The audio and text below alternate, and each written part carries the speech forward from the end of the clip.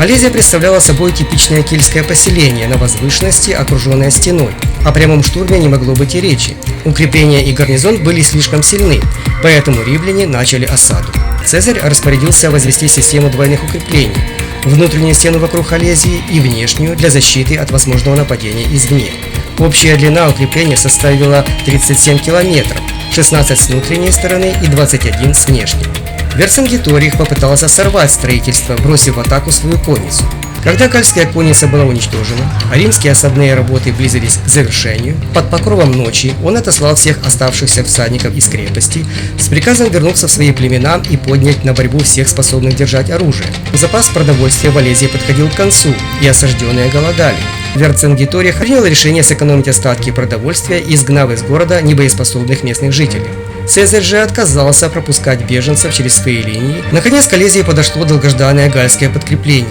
Вскоре между римской и гальской конницей начался яростный бой, в котором сначала побеждали галлы. Однако германские наемники Цезаря в очередной раз доказали свое превосходство. Оправившись от неудачи, галлы начали готовиться к штурму. Атаковать решили ночью. Темнота должна была лишить римлян преимущества в метательном оружии. Под покровом ночи галлы начали первый штурм укреплений. Но пристреленные баллисты римлян, их прачники и непрерывные залпы дротиков быстро обеспечили им превосходство. После провала гальские военачальники стали искать слабое место в кольце римских укреплений.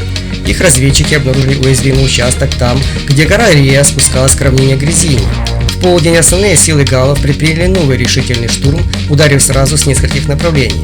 Верцингеторих, наблюдавший за развитием событий с высоты цитадели, повел осажденных в собственную вылазку. Два легиона у горы Рия оказались в отчаянном положении, сражаясь против шестикратного превосходства противника.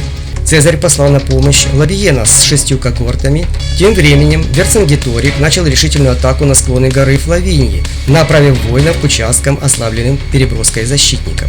Цезарь сначала послал туда молодого Брута с его когортами, а затем с другими когортами Гая Фабия. Поскольку сражение становилось все ожесточеннее, он сам повел на помощь свежие резервы.